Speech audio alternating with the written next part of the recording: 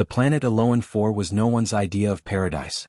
Its twin suns boiled the red grasses dry by noon, and the winds carried razor-sharp crystal dust that could flay flesh from bone in seconds. But to the 2,000 settlers who had made it their home, it was everything. A second chance. A fresh start. A frontier where humanity's stubborn spirit could take root and thrive. They built domes from native stone, filtered the air through converted algae tanks, and turned the acidic rivers into reservoirs. The colony's governor, Juno Ward, once an exobiologist turned leader by necessity, called it a proof of concept. If humanity could survive here, they could survive anywhere. But the universe had other plans. The warning didn't come in time. The satellites caught the faint traces, distortions in the upper stratosphere, the telltale signs of a gravitational slipstream, but the colony had no military outpost, no intercept ships. Just a handful of security drones and a few old mining mechs rigged with pulse rifles. Not nearly enough. They landed at dawn. Massive, hunched things. War beasts. The Vidari Empire's most notorious biological weapon, the Kragan. Genetically engineered in deep space crucibles, armored in overlapping bone plates, and bred for one purpose, to annihilate. Standing 3 meters tall at the shoulder, they moved with a disturbing blend of muscle and grace. 6 limbs all clawed. Faces covered in mandibular armor with retractable feeding jaws. They didn't speak. They didn't negotiate. They didn't hesitate. The first wave decimated the southern farming district. Crops burned. Structures reduced to splinters. Livestock dismembered. 57 colonists died before the second sun hit the horizon. Governor Ward stood in the ruins of the command center as the second night fell. The colony's communications array had been torn apart. No way to call Earth, no way to scream for help. They were alone. And the beasts were still out there circling. She turned to her chief engineer, Riku Bashir. Once a robotics prodigy back on Mars, now grizzled and tempered by years of harsh planetary labor. "We don't have weapons," she said. "We've got farming tools and maintenance bots. That's it." Riku grinned through dust-caked lips. "Yeah. And I've seen what humans can do with less." He wasn't wrong. Meanwhile, light years away. In the Vidari flagship Scourge of Dawn, High Marshal Attar leaned over a tactical display, his 4 eyes narrowing. A subordinate, tall and twitchy, more bones than muscle, whispered nervously, "The colony has not yet been eradicated, Marshal." "It will be," Attar said calmly. "The Kragan are perfect. They leave no survivors. They were made to break species who mistake tenacity for power." The subordinate hesitated. "These humans?" Attar's lower hand lashed out, claws slicing through the air, stopping just shy of the alien's throat. "Do not say that word with reverence. They are apes in suits. The Kragan will remind them of their place." He turned his gaze back to the display, utterly confident in the outcome. Back on Aloan-4, Ward had seen predators before. She'd studied apex carnivores on a dozen planets. But this was something else. These things were coordinated. Intelligent. They didn't just kill. They stalked. They tested weaknesses. And worst of all, they learned. She needed something they couldn't learn from. The answer came from the past. From Earth. The settlers had brought pets. Not many. Just a few, loyal dogs, protective cats, one even had a falcon. Creatures that had evolved alongside humanity for tens of thousands of years. Creatures with instincts hardened over millennia. Riku pointed at the ragged husky beside his workbench. "Burrow smells long before our sensors do. They avoid his path now. Even those monsters understand fear." Ward's eyes lit up. "Then let's teach them more of it." She activated the remaining drones, patching them into Riku's systems. Every dog in the colony, trained or not, was outfitted with a microtransmitter and pulse grenade set on remote. And then came the sound, the deep, bone-rattling howl that echoed across the valley. Not the Kragan. The dogs. 50 of them. Wild-eyed, coordinated, and armed. They charged. The Kragan didn't flinch at first. Then came the traps. Mines buried under hay bales. Acid tanks rigged to detonate. Auto turrets hidden in irrigation systems. Old Earth tactics, improvised and brutal. The beasts bled. And for the first time they hesitated. In the orbiting flagship. High Marshal Attar's lip curled. "Report. They're fighting back. Strategically. Not just surviving, they're retaliating." "Ridiculous. Against Kragan? "Yes, Marshal. With machines. And animals.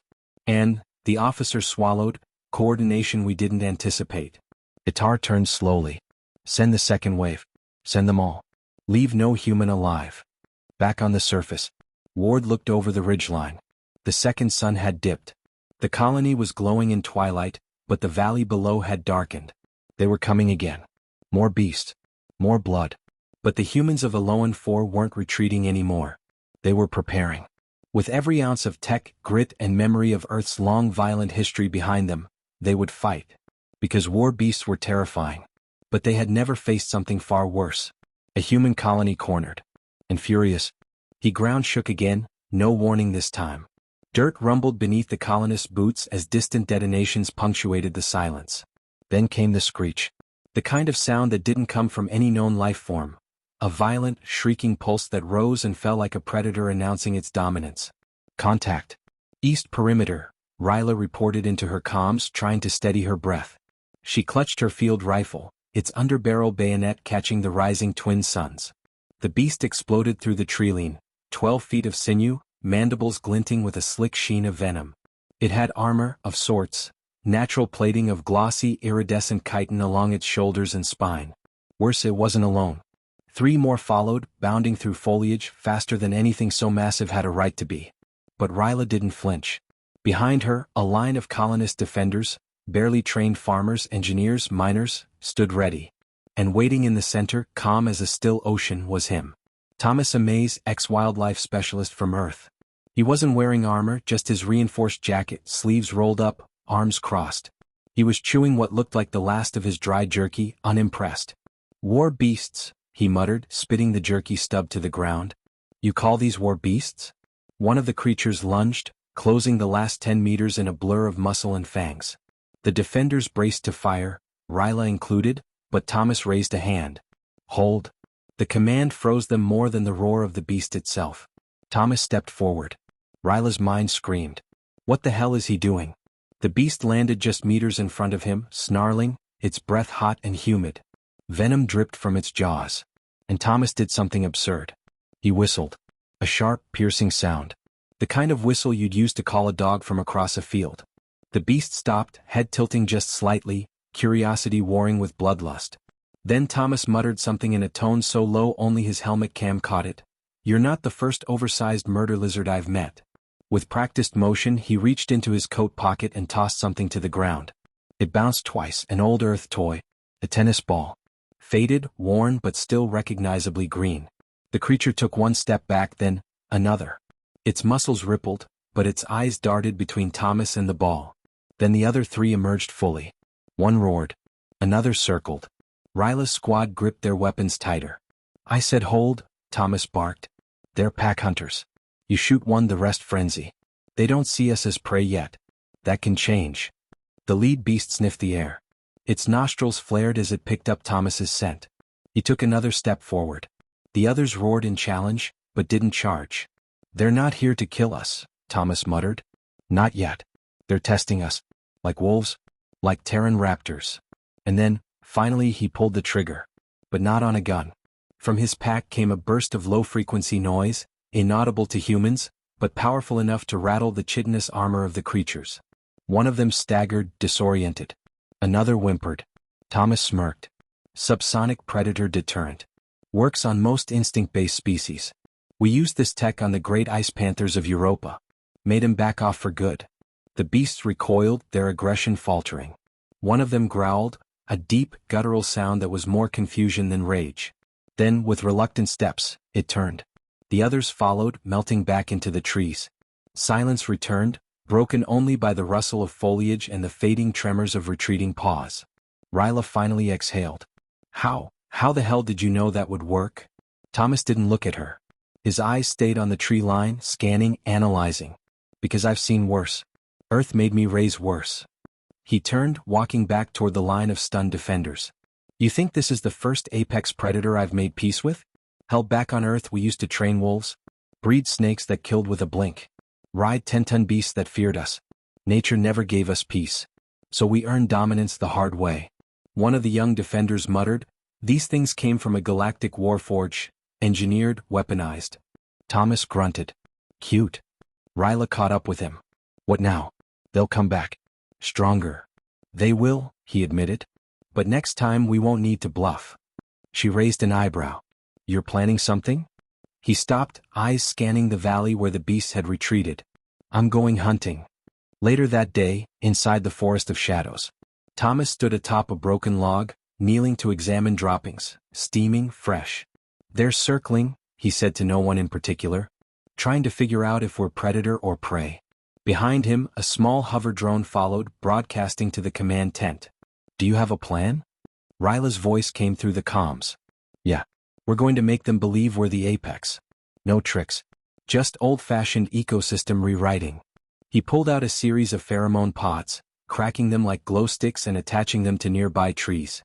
Back on Earth, we'd use these to convince territorial species that new predators had moved in. Scare them into migration. And these beasts will believe that? If we layer scent trails, subsonics, territorial markings, maybe even show them a carcass or two, yeah, they'll believe. Carcass. Thomas pulled a tarp off a massive corpse, an alien predator they'd taken down last week. Preserved. Reeked of death. Fake your strength if you must. But never fake your scent. Nightfall, perimeter defense line. The beasts returned. But not to attack. They watched. From the edge of the trees, their massive forms loomed, silent, their yellow eyes gleaming. And then, they turned and vanished again. Thomas sat near the fire, whittling a spear tip from an old piece of alloy. Round one's over, he said quietly. Ryla joined him, crouching by the flames. You're not just a wildlife specialist, are you? He chuckled. No. I used to work with Earth's Apex Recovery Program. Tame things that made these look like kittens. What now? We prep. We train our colonists. We turn this planet from a buffet into a fortress. And when those breeders send the next wave, we show them humanity doesn't run. Ryla nodded, eyes hardening. We tame them. Thomas grinned, the firelight dancing across his scarred face. Or we turn them into pets. The forest was unnaturally quiet. Even the wind dared not stir the trees. Thomas crouched on a rocky outcropping above the eastern ridge, his breath steady, his vision locked on the ravine below where the beasts had last vanished. Beside him, a small recon drone hovered, broadcasting low-light visuals to command. Then the shriek came again, but this time it wasn't bestial. It was metallic.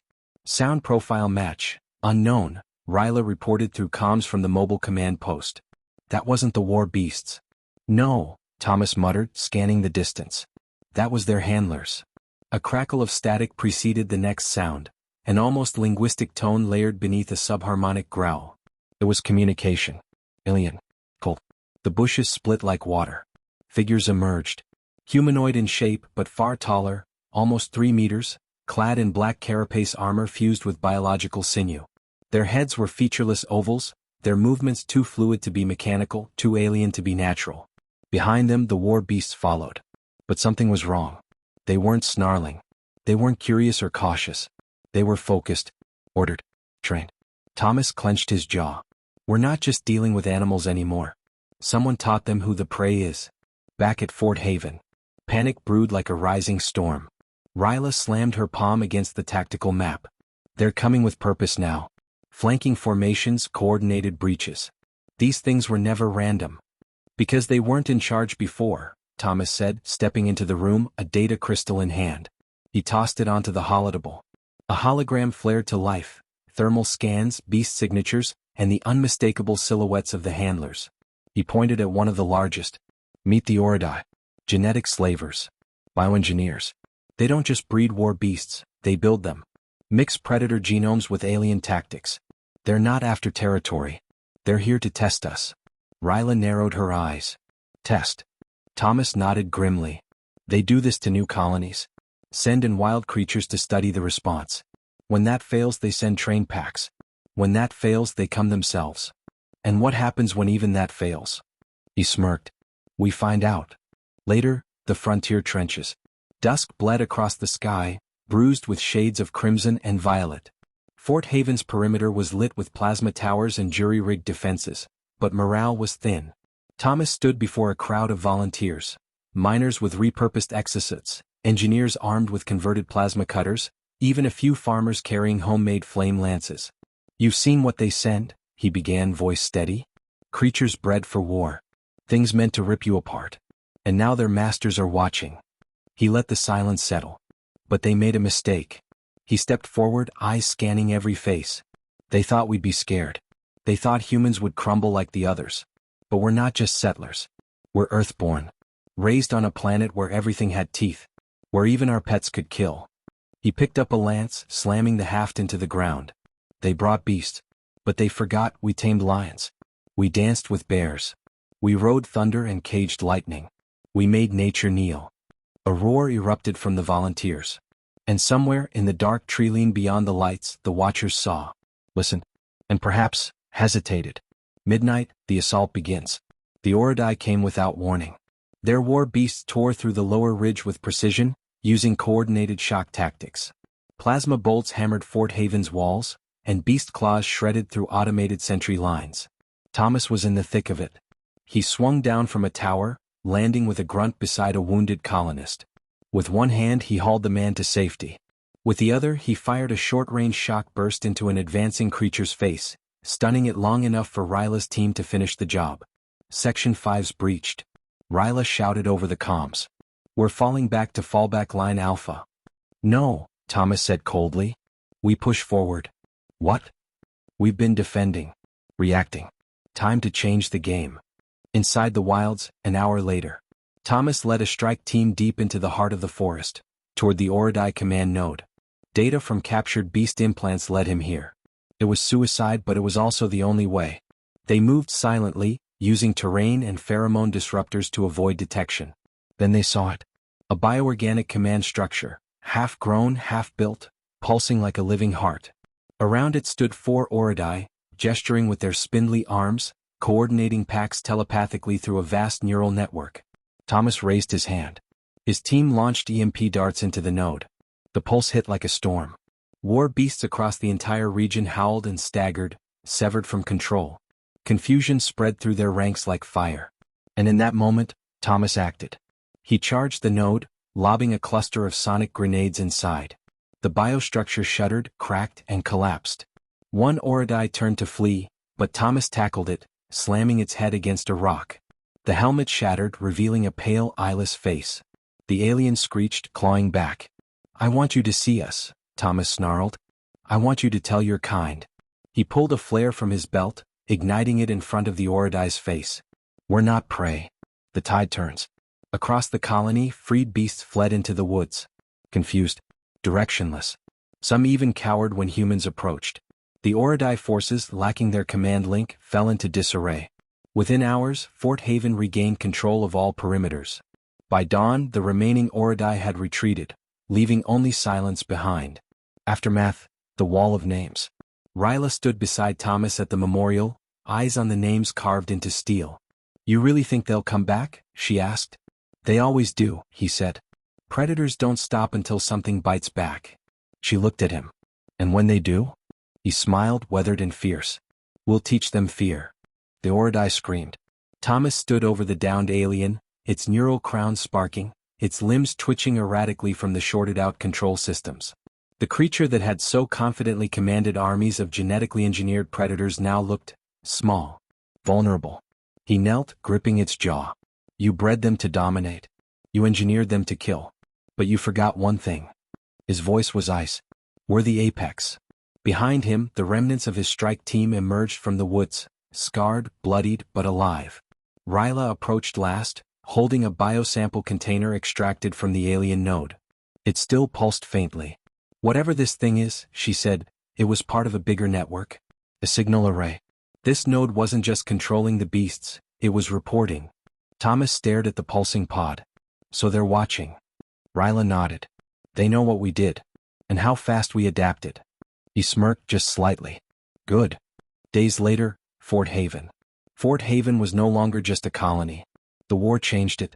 Perimeter walls now bristled with captured Oridai tech, modified by Earth engineers into something smarter, more lethal. The forests around had been cleared but not burned. Not out of fear but respect. The beasts that remained had reverted to wild instincts. Free from manipulation, they weren't enemies anymore. Some even approached the colony gates at night.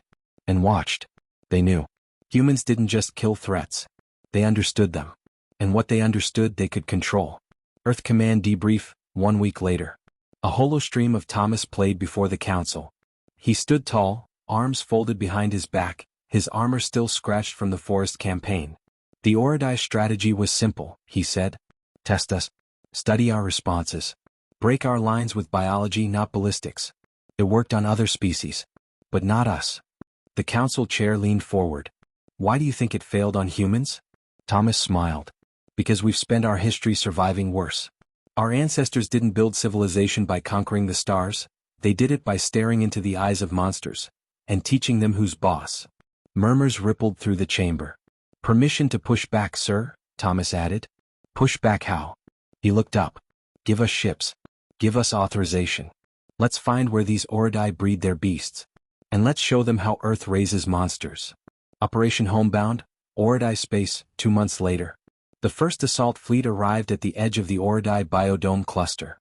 Human warships bristling with pulse lances, rail coils, and weapons grown from Oridai tissue itself, a blend of steel and organics no alien had seen before. Thomas stood aboard the Apex, flagship of the human vanguard. Ryla stood beside him, now promoted to tactical command. Scans show they're scrambling, she said. No centralized control. Multiple species under their banner. You were right, this is a menagerie, not an empire. Thomas's expression hardened. Time to close the zoo. Planetfall. Orbital dropships carved fire through alien skies. Earth soldiers and second-gen exoframes, designed with muscular flex memories modeled after the very war beasts they once fought, landed on living platforms, tore through biotech bunkers, and hunted the handlers themselves. Everywhere the Oridai ran. Some tried to surrender. Others detonated their own nests. Many simply stared at their monitors, frozen in disbelief, watching as humans, so small, so chaotic, dismantled the culmination of a 1,000-year biowarfare doctrine in mere weeks. It wasn't just brute strength. It was understanding. Humans didn't react, they learned. Didn't just fight, they adapted. Didn't just survive, they evolved. Final transmission from Oridai Prime. A last transmission from the Oridai high mind flickered through hijacked frequencies. The message wasn't a threat. It was a plea. We do not understand. You tame what should not be tamed. You break beasts that should not bow. You see into flesh, twist fear into obedience. What are you? Thomas stood before the camera, blood slick and unshaken. You wanted to study us, he said. But you forgot to ask the first question. He leaned forward, cold steel in his voice. Who tamed us? The feed cut. Aftermath, humanity reforged. Back on Earth, stories spread like wildfire. Of colonies who now walked beside creatures once meant to destroy them. Of handlers who defected, taught by the very humans they tried to enslave. Of a new kind of human military unit, trained not just to fight, but to command beasts bred for destruction. Not with cruelty, but with understanding. Because Earth had seen monsters before. Had once been monsters to itself. And had risen. A message to the stars. A new broadcast pulse, sent across all known frequencies bearing Earth's seal. To any who think they can break us. Send your beasts. Send your plagues. Send your nightmares. Just know, we've tamed worse. End of transmission. Enjoyed the story? Then you're in the right place, friend. If tales of humanity rising from the jaws of cosmic terror, outsmarting the unknowable, and thriving where others fell makes your pulse race, then you know what to do. Satellite, subscribe to the Void Narratives Satellite. Fuel your mind with more HFY power, deep space epics, and stories that remind the galaxy. Humanity isn't to be feared, until it's too late. See you in the next star system. Rocket.